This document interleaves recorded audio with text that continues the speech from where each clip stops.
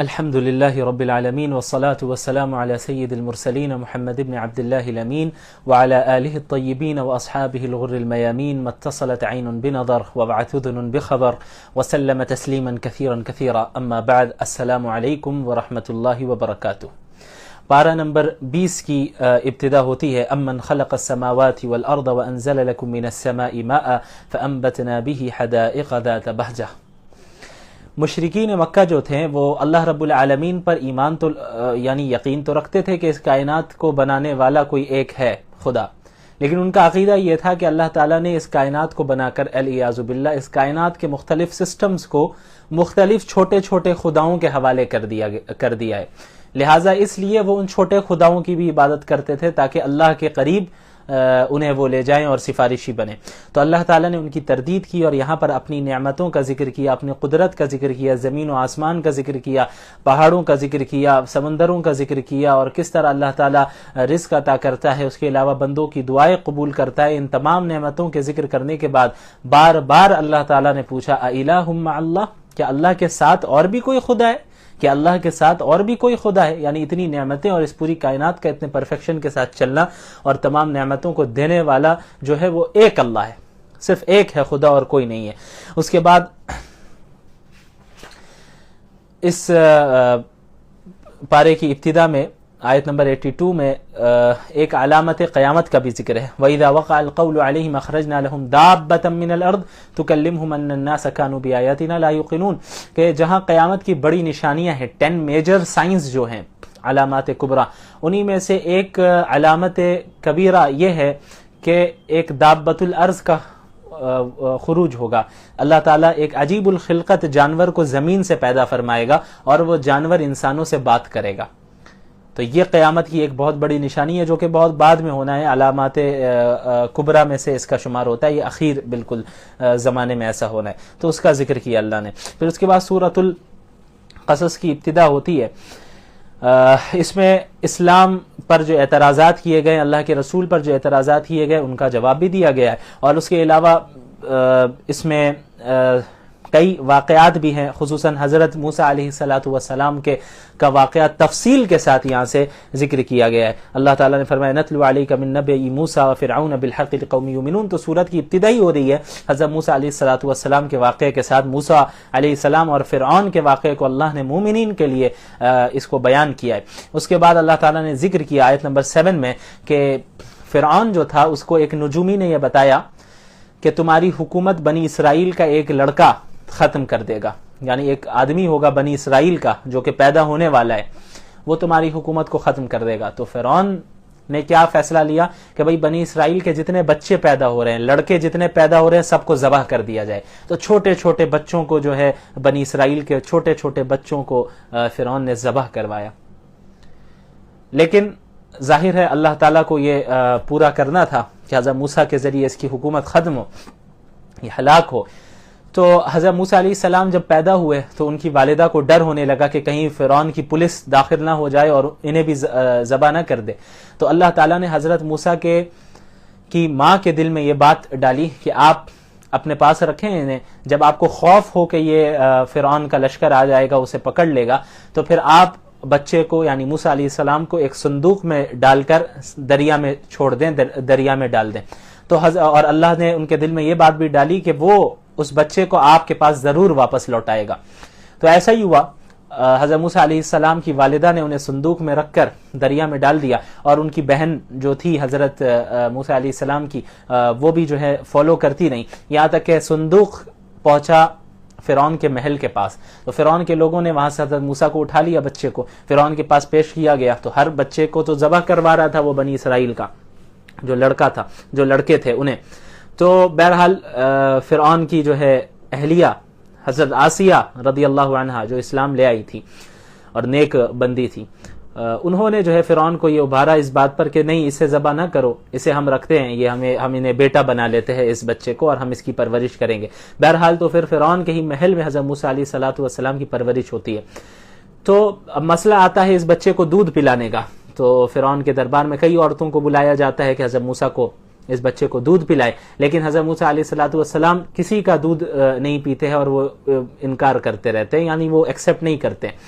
یہاں تک کہ حضرت موسیٰ کی جو بہن ہوتی ہے وہ آتی ہے دربار میں اور وہ کہتی ہے کہ میں کیا تمہیں ایسے گھر والوں کے متعلق نہ بتاؤں، ایسی عورت کے متعلق نہ بتاؤں جو اسے دودھ بھی پلائے گی اور اس کا خیال بھی رکھے گی. تو پھر اسے بلایا جاتا ہے تو موسیٰ علیہ السلام کی بہن اپنی ماں کو ہی بلا کر لے آتی ہیں. تو پھر جیسے ہی حضرت موسیٰ کی ماں آتی ہیں تو حضرت موسیٰ علیہ السلام ان کے دودھ کو قبول کر لیتے ہیں. تو اس طرح حضرت موسیٰ کی جو اصل ماں ہوتی ہے وہی انہیں دودھ پلانے آتی ہے اور ان کا دیکھ بھال کرتی ہیں اور ان کا خیال رکھتی ہیں. تو اللہ تعالیٰ نے کس طرح حضرت موسیٰ علیہ السلام کی حفاظت فرمائی اور کس طرح حضرت موسیٰ علیہ السلام کو واپس ان کی ماں کے پاس لوٹایا. بہرحال اس کے بعد اس کے ذکر کرنے کے بعد یہ بھی ہے کہ جب حضرت موسیٰ علیہ السلام بڑے ہو گئے تو ایک قبطی کا قتل ان سے کس طرح ہوا اس کا ذکر ہے.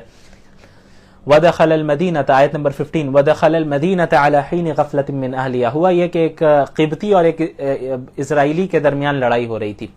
یعنی ایک شخص بنی اسرائیل کا تھا یعنی حضرت موسیٰ کے خاندان کا اور ان کے قبیلے کا، اور ایک قبطی تھا جو فرعون کے خاندان سے تعلق رکھتا تھا. تو قبطی جتنے ہوتے تھے وہ تو زیادہ ہی اپنے آپ کو بڑا سمجھتے تھے، ان کی حکومت ہے، بنی اسرائیل کو غلام سمجھتے تھے.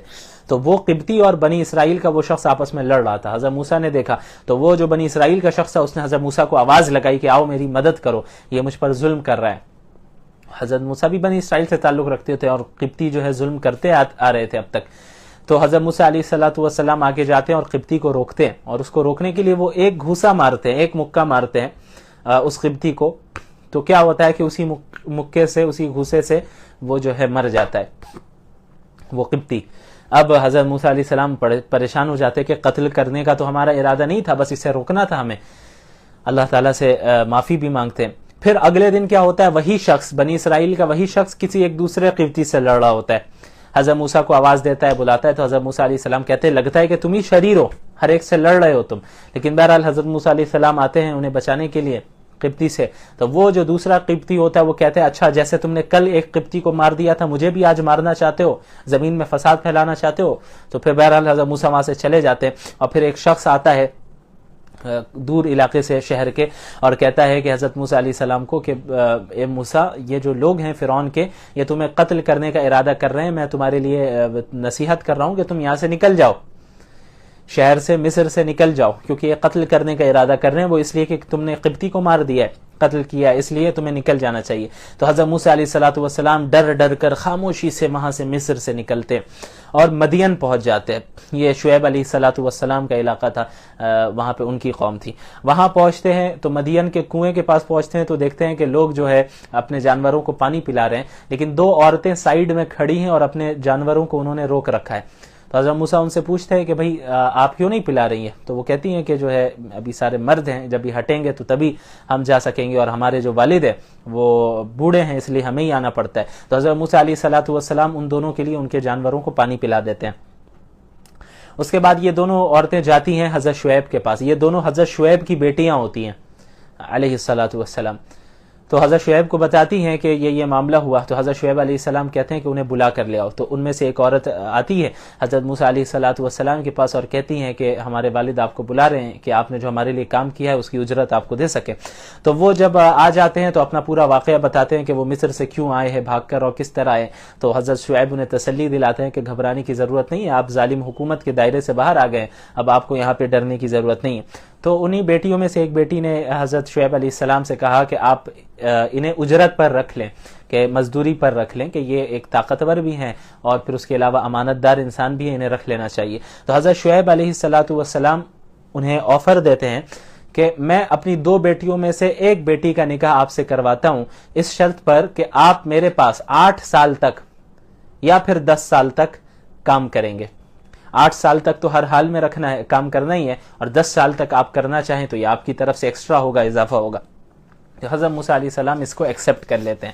اچھا اس آیت سے ہمیں یہ بھی معلوم ہوا کہ ہمارے معاشرے میں کیا ہوتا ہے کہ عموماً لڑکے والے لڑکی والوں کے یہاں رشتہ بھیجتے ہیں، اور اگر لڑکی والے لڑکے والوں کے یہاں رشتہ بھیجیں تو اسے عیب سمجھا جاتا ہے، برا سمجھا جاتا ہے کہ بھئی لڑکی والے جو ہے رشتہ کیسے بھیجے، بلکہ لڑکی والے انتظار میں رہتے ہیں کہ گھر میں آئے رشتہ. تو اس آیت سے پتہ چلتا ہے کہ یہ صرف ہمارے معاشرے کا مسئلہ ہے. یعنی اگر لڑکی والے رشتہ بھیجے اپنی جانب سے، لڑکی والے جو ہے لڑکے والے کے ہاں رشتہ بھیجے، تو یہ کوئی عیب کی بات نہیں ہے شریعت کے اعتبار سے۔ اب آپ دیکھیں یہاں حضرت شعیب علیہ السلام نے اپنی بیٹی کا رشتہ خود پیش کیا حضرت موسیٰ علیہ السلام کے پاس۔ حضرت موسیٰ علیہ السلام نے تو نہیں مانگا تھا رشتہ، حضرت شعیب علیہ السلام نے خود رشتہ پیش کیا۔ اس سے ہمیں معلوم ہوا کہ لڑکے والے بھی لڑکی والے کے ہاں رشتہ بھیج سکتے ہیں اور لڑکی والے بھی لڑکے والے کے ہاں رشتہ بھیج سکتے ہیں، اس میں کوئی عیب کی بات نہیں ہے۔ اس کے بعد حضرت موسیٰ علیہ السلام نے جب اس مدت کو پورا کیا اور پھر اس کے بعد مدین سے واپس لوٹ رہے تھے تو راستہ بھول گئے اور راستے میں انہیں آگ کی ضرورت پڑی، تو اپنی اہلیہ سے کہا کہ آپ یہاں پہ رکیں، مجھے دور سے آگ نظر آ رہی ہے، میں آگ لے کر آتا ہوں۔ وہ جب پہنچتے ہیں وہاں پر تو پتہ چلتا ہے کہ آگ تو نہیں ہے، یہ تجلی الہی ہے۔ وہاں پھر حضرت موسیٰ علیہ السلام کو نبوت ملتی ہے اور معجزات عطا کیے جاتے ہیں۔ اس کے بعد آیت نمبر 44 میں اللہ کے نبی صلی اللہ علیہ وسلم کی نبوت کی دلیل کے طور پر یہ بتایا گیا، وما كنت بجانب الغربی اذ قضینا الی موسیٰ الامر وما كنت من الشاہدین۔ موسیٰ علیہ السلام کو جب ہم نبوت دے رہے تھے، تورات دے رہے تھے، تو آپ کوہ طور میں وہاں موجود نہیں تھے، لیکن اس کے باوجود اتنی تفصیل کے ساتھ اور ٹھیک حضرت موسیٰ علیہ السلام کا واقعہ تفصیل کے ساتھ بتانا، آپ صلی اللہ علیہ وسلم بتا رہے ہیں، یہ اس بات کی دلیل ہے کہ آپ نے اپنی طرف سے نہیں کہا بلکہ اللہ کا کلام ہی ان پر نازل ہو رہا ہے۔ نہ ہی آپ کوہ طور پر تھے، نہ ہی حضرت موسیٰ کو نبوت ملنے کے وقت وہ وہاں موجود تھے، نہ ہی آپ صلی اللہ علیہ وسلم نے کسی کتاب کو پڑھا، نہ ہی آپ صلی اللہ علیہ وسلم نے کسی انسان سے تعلیم حاصل کی۔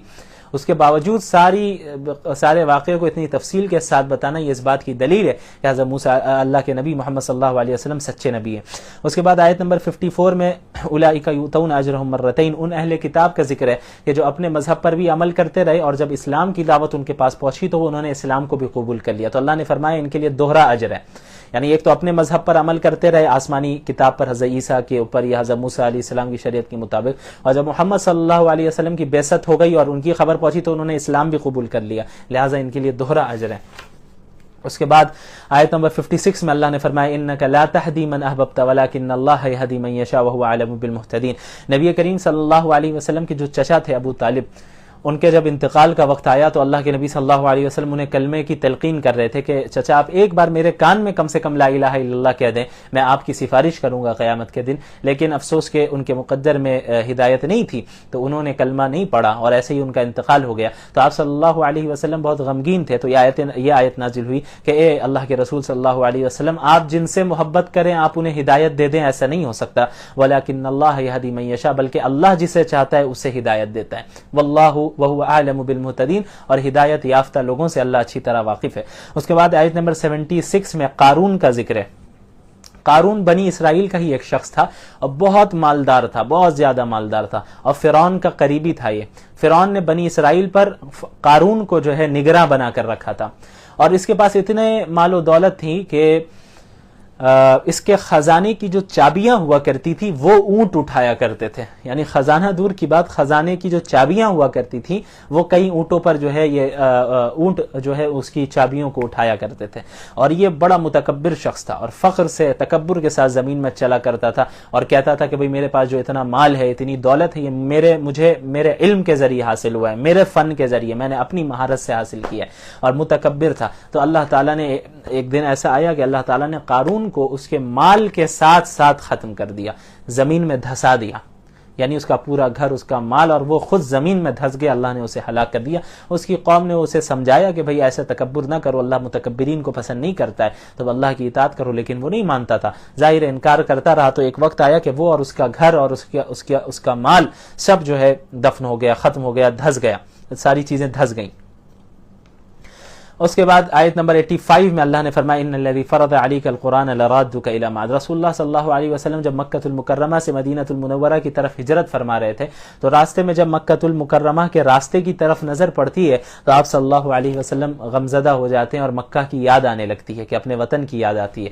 تو اللہ تعالیٰ نے اس آیت کا نزول فرمایا اور فرمایا کہ جس ذات نے آپ کے اوپر قرآن کو نازل کیا ہے وہ ذات آپ کو مکۃ المکرمہ واپس پہنچائے گی، اور پھر یہی ہوا، فتح مکہ میں اللہ تعالیٰ نے اللہ کے رسول صلی اللہ علیہ وسلم کو واپس مکۃ المکرمہ پہنچایا۔ اس کے بعد سورۃ العنکبوت کی ابتدا ہوتی ہے۔ عنکبوت مکڑی کو کہتے ہیں، اس میں مشرکین کو، اس سورت میں مشرکین کو مکڑی کے ساتھ تشبیہ دی گئی ہے۔ اب وہ کیسے دی گئی ہے وہ آگے بتاتا ہوں میں جہاں وہ آیت آئے گی اخیر میں۔ تو یہ صورت بھی مکی ہے، تو مکی صورتوں کی طرح اس میں بھی توحید، رسالت اور قیامت کے دلائل بیان کیے گئے ہیں، اور سابقہ قوموں کا ذکر ہے تاکہ اہل ایمان کو تسلی بھی ملے کہ آپ پر جس طرح آزمائش آ رہی ہے اس طرح پچھلی قوموں پر بھی آزمائش آئی تھی، اور والدین کی اطاعت و فرما برداری کا حکم ہے اور اس کے لیے جو معتدل اصول ہے اس کو بیان کیا، اور اس کی بھی تلقین کی گئی ہے کہ اگر مومنین کو ایسی جگہ کی کوئی ایسی جگہ ہو جہاں پہ عبادت کرنا ممکن نہ ہو اور دین پر چلنا ممکن نہ ہو تو وہ ہجرت کرے۔ سب سے پہلے اللہ نے فرمایا آیت نمبر 2 میں احسب الناس ان يتركوا ان يقولوا آمنا وهم لا يفتنون، کیا لوگوں نے یہ سوچ لیا ہے کہ وہ بس یہ کہہ دیں گے کہ ہم ایمان لے آئے ہیں، ہم ایمان لا چکے ہیں، تو انہیں ایسے ہی چھوڑ دیا جائے گا اور انہیں آزمایا نہیں جائے گا؟ کیا لوگوں نے یہ سوچ لیا ہے کہ بس یہ کہہ دینا کافی ہے کہ ہم مسلمان ہو گئے اور ہم مومن ہو گئے اور انہیں اللہ آزمائے گا نہیں؟ یہ ہوا یہ کہ جب مسلمان مکہ میں تھے اور کفار کی جانب سے بہت زیادہ ظلم و زیادتی ہو رہی تھی، تو بعض مسلمان اللہ کے رسول صلی اللہ علیہ وسلم کے پاس آتے ہیں اور کہتے ہیں کہ آپ اللہ تعالیٰ سے دعا فرمائیں کہ اللہ ہماری مدد فرمائے، تو یہ آیتیں نازل ہوتی ہیں۔ اللہ نے فرمایا کہ اس میں کہ یہ بتانا مقصد ہے کہ مومنین، اللہ نے آپ لوگوں کے ساتھ جو جنت کا وعدہ کیا ہے تو وہ جنت اتنی سستی نہیں ہے کہ بغیر تکلیفوں کے حاصل ہو جائے، اور آپ جب ایمان لے آئے ہیں، اسلام لے آئے ہیں، تو اب آپ کو آزمائش کے مرحلے سے گزرنا ہوگا۔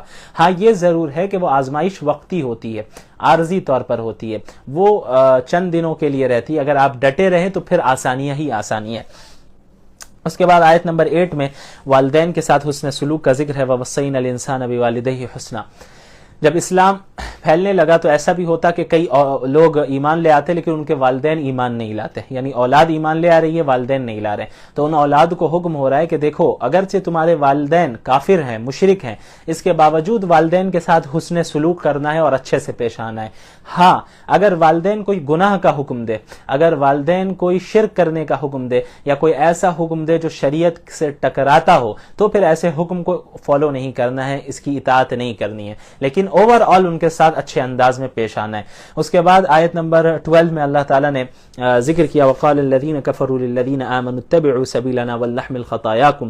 بعض کفار ایسے تھے کہ وہ مسلمانوں کے پاس جاتے ہیں، صحابہ کے پاس، اور کہتے ہیں کہ ایسا ہے کہ تم لوگ ایمان سے پھر جاؤ، اسلام چھوڑ دو، اور اگر قیامت کے دن پکڑ ہوتی ہے، مواخذہ ہوتا ہے، تو تمہارا بوجھ ہم اٹھا لیں گے۔ تو اللہ تعالیٰ نے فرمایا کہ جو لوگ یہ ایسا کہہ رہے ہیں، یہ جھوٹ بول رہے ہیں، یہ کوئی کسی کا بوجھ قیامت کے دن نہیں اٹھانے والا۔ جو جیسا کرے گا وہ اپنے اعمال کی سزا خود چکھے گا اور اسے سزا مل کر رہے گی، کوئی کسی دوسرے کا بوجھ، کسی دوسرے کے عمل کا بوجھ نہیں اٹھائے گا۔ اس کے بعد آیت نمبر 14 میں سے حضرت نوح علیہ السلام کا ذکر ہے، انبیاء کے واقعات کا ذکر ہے، حضرت نوح ہے، حضرت ابراہیم، حضرت اسحاق، حضرت لوط اور حضرت شعیب علیہ السلام کے واقعات کا ذکر ہے، تاکہ مومنین کو تسلی دی جا سکے کہ دیکھیں ان لوگوں کو بھی جھٹلایا گیا، ان انبیاء کو بھی جھٹلایا گیا، ان کی قوموں کو بھی جھٹلایا گیا، تو آپ کو پریشان نہیں ہونا ہے، آپ کے خلاف بھی سازشیں ہو رہی ہیں جیسے پچھلے لوگوں پر ہوئی تھی، پچھلے مومنین پر ہوئی تھی، تو آپ کو ڈٹے رہنا ہے، جمے رہنا ہے۔ اس کے بعد اللہ تعالیٰ نے آیت نمبر 37 میں ذکر کیا کہ پچھلی امتوں کا انجام کیا ہوا، جنہوں نے اللہ کے انبیاء کو جھٹلایا، فَكَذَّبُوهُ فَأَخَذَتْهُمُ الرَّجْفَةُ فَأَصْبَحُوا فِي دَارِهِمْ جَاثِمِينَ، کہ ان لوگوں نے جھٹلایا اپنے انبیاء کو تو اللہ تعالیٰ نے انہیں ہلاک کر دیا، الگ الگ طریقے سے ہلاک کیا۔ کسی قوم سمود ہے، قوم عاد ہے، قارون ہے، قوم نوح، قوم لوط، قوم شعیب اور قوم فرعون، ان کو اللہ نے ہلاک کیا، کسی کو زمین میں دھسا کر ہلاک کیا، کسی کو سمندر میں غرق کرا کر جو ہے ہلاک کیا، کسی کو چیخ کے ذریعے ہلاک کیا، کسی کو ہوا کے ذریعے ہلاک کیا۔ تو اللہ تعالیٰ کی یہ سنت ہے، یہ طریقہ ہے کہ اس طرح جھٹلانے والوں کو اللہ تعالیٰ ختم کر دیتا ہے۔ اور اس کے بعد آیت نمبر 41 میں مشرک کی مثال دی گئی ہے کہ جو شرک کرنے والا ہوتا ہے اس کی مثال مکڑی کی طرح ہے، عنکبوت کی طرح ہے، کمثل العنکبوت اتخذت بیتا وان اوہن البیوت لبیت العنکبوت لو کانوا یعلمون۔ جو ایک مکڑی ہوتی ہے وہ جال بناتی ہے اور اپنے جال کو گھر بنا لیتی ہے، اور اسی گھر کو وہ سمجھتی ہے وہ مکڑی کے بہت مضبوط گھر ہے اور اسی پر بھروسہ کرتی ہے، حالانکہ مکڑی کے جال کی کیا حیثیت ہے، وہ اس کی کوئی مضبوطی نہیں ہوتی، آپ یوں ہلائیں وہ ختم ہو جائے اس کا گھر۔ تو یہی مثال مشرک کی ہے کہ وہ اب انہوں نے بتوں کو اور معبودان باطلہ کو اپنا خدا بنا لیا اور اس پر بھروسہ کر بیٹھے، جس طرح ایک مکڑی اپنے گھر پر بھروسہ کر بیٹھ جاتی ہے حالانکہ وہ گھر اتنا کمزور ہے، اسی طرح مشرکین بتوں کو اور معبودان باطلہ کو اپنا خدا بنا کر ان پر بھروسہ کر بیٹھے، حالانکہ ان معبودان باطلہ کی کوئی حیثیت نہیں ہے، کوئی کام نہیں آنے والے ہیں ان کے۔ اس طرح 20ویں پارے کا اختتام ہوتا ہے۔ وآخر دعوانا الحمدللہ رب العالمین، والسلام علیکم ورحمۃ اللہ وبرکاتہ۔